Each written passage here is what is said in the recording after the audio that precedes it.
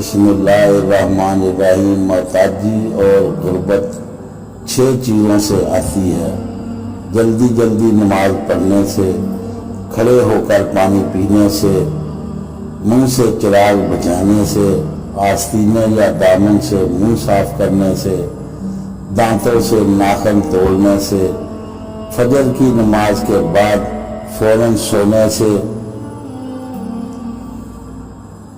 اپنا کردار بنانے میں اتنا مشغول ہو جاؤ کہ دوسروں پر تنقید کرنے کا وقت ہی نہ ملے۔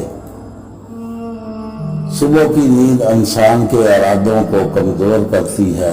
منزلوں کو حاصل کرنے والے کبھی دیر تک سویا نہیں کرتے۔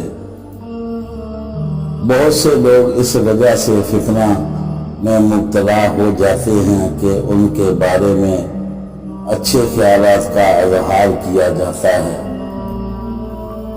مجھے افسوس اس بات پر ہوتا ہے کہ انسان اشرف المخلوقات ہے، پھر بھی انسانوں کے جاگنے سے پہلے پرندے جاگ جاتے ہیں۔